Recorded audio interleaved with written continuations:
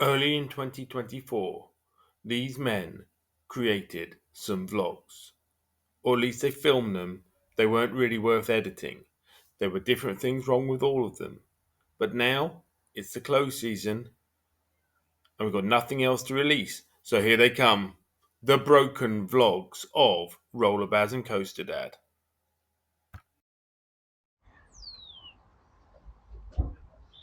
The Battle of Bannockburn!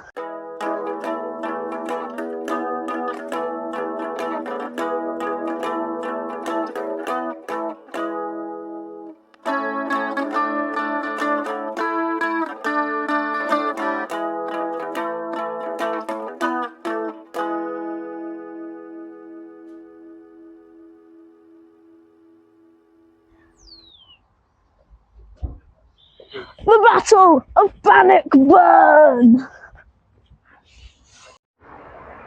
So, welcome to another video of Rollerbaz and Coaster Dad. But we are not going on any coasters today. Where are we, Baz? we are at the Battle of Bannockburn today. Yeah, it's up here. Bit of history. Yeah, a bit of history. Dude, Yes. do you know when the Battle of Bannockburn happened? Yes. Okay, can you tell us? Happened in 1314. Battle with Robert the Bruce v England. Here in Scotland we are. We're in Scotland. Yeah. It's near Stirling. And it was one of the first wars of Scottish independence, way back in the 1300s. Yeah, I'm doing Scottish independence at school right now, so Well, this will be good for you. I am history too. chances. So, we're going to be exploring in Battle of Bannockburn today. We're going to do some indoor things, some outdoor things, all the things. There's a visitor centre here that you pay an upcharge for. The actual battlefield is free to look around, but the visitor centre you pay a small upcharge. I think it's cost us about £20 to get in. That's right. It's quite a quick little bus ride from Stirling station if you want to come down. We did have a bit of trickiness today because it's Good Friday. But yeah, the battlefield centre opened in 2014. It was quite high tech at the time, and I believe it still is. And you get to see a lot about the battle. Don't know how much we'll be able to film in there, but we'll take you along for everything we can. Yeah, let's go. See and hear everything that's going on. Younger visitors especially welcome right through. The further around you come, the easier it's going to be to see everything that's going on.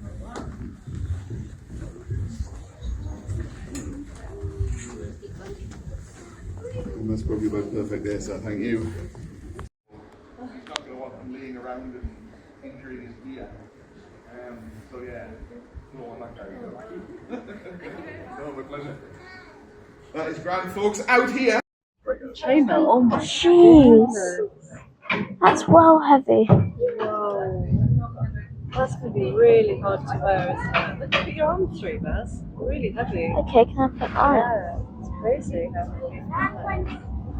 Oh. Oh my god. They seem quite keen on destroying us. So Baz, you got a sword? How heavy is it? Not very heavy.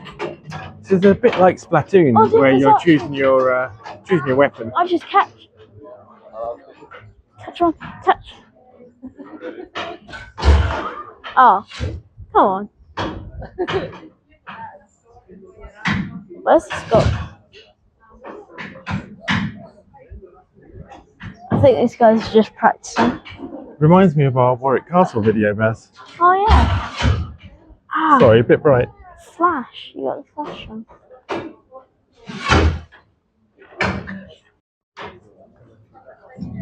Oh, catch one. Quite a club.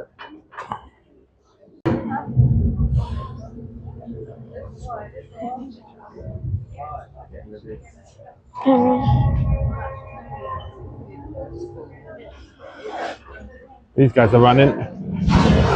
Ow! Let's go. Get that in slow motion.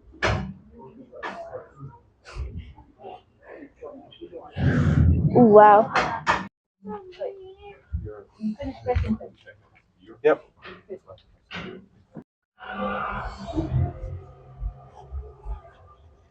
This is Alice Chaplin. Okay, dude, I'm gonna just go in. To manoeuvre. The crush became so bad that Edward's army fled across the Bannockburn. The burn was steep, and many died trying to make it across. The battle in Lego and bone. Bannockburn hot chocolate and scone review, Baz? Oh, strong review. Strong review. It's the hot chocolate that he's gone for so far. Millionaire shortbread as well. Very nice. So Baz is going to try on this helmet apparently. Oh, looks heavy. Maybe some support from the camera. Brilliant. But you get the chainmail. Do you want to go you had to do the chainmail? Is that light? Looks really light. So, Baz the Bruce. Ow. Baz, what have you got to tell us? I feel like I just had a concussion. Ow. It hurt. It's very heavy on the top, but like, it's very light here. So, do you want someone to attack you with a sword now? Yes. Okay, we'll attack you with a sword. Yes. Hello, welcome to history. I think I'm maybe a spearman. This lovely dome, chrome dome, and yeah, never ever pass up the opportunity to try on the hat. I'm the gladiator. You're going to get involved in some fisticuffs.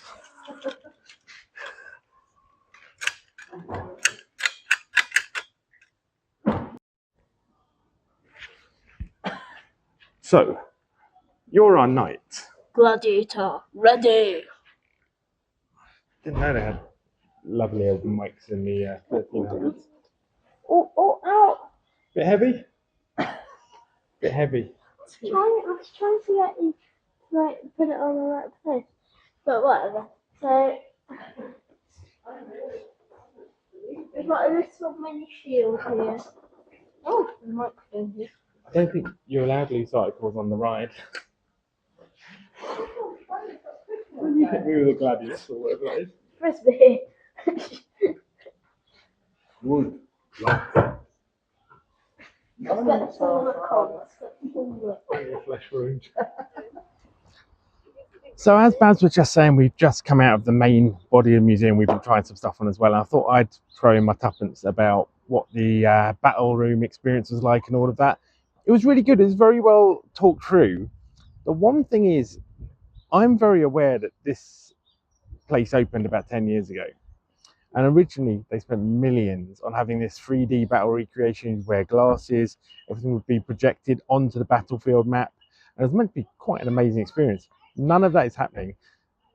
The man does a very, very good job, and I'm sure there are other people, but the man that we had did a great job of describing the battle by pushing around pieces of paper on this, clearly millions and millions of pounds, table where the battle is meant to be recreated. It just feels like a shame that apparently, according to what we've overheard in there, COVID was part of what stopped it, but also changing the bulbs and some of the parts in some of the equipment. It seems a shame to have all that money invested in this and not have that stuff turned on. But I can't fault the experience in terms of learning about the past, learning about the battle itself.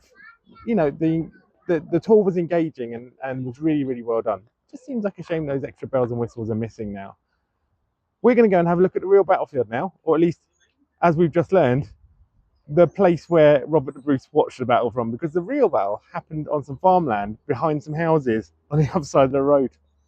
Seems an easy date to remember, isn't it? So we're out on the battlefield now, and we're at the spot where, if you can see on this plaque, Robert the Bruce, King of the Scots, had planted his standard near this spot, and that does seem to be borne out by recent archaeology of just before the centre was built, that this is the point where the Bruce planted his flag and watched the battle, which weirdly happened, if you can see it all the way down there.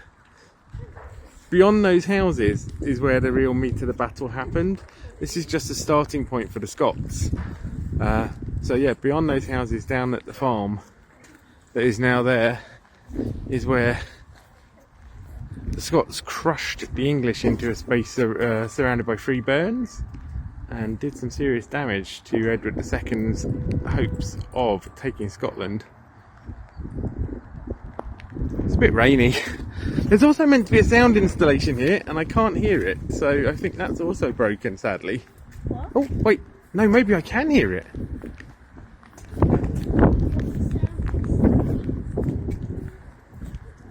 No, I imagine that. So yes, there was meant to be an artwork here, Baz, that was describing the battle, a musical sound-based one, but it seems to not be working. It's a shame. It's a really interesting site. It's a fascinating story, and they tell it well in the centre, and the staff there are doing an amazing job. But they really, like, the upkeep of things. When you spend money on these technological things, you do have to do the upkeep, and if you can't do that, you shouldn't install them in the first place. You should install this traditional museum.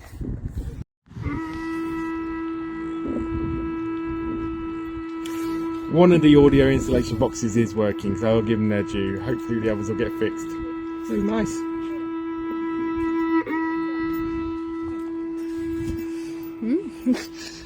Right.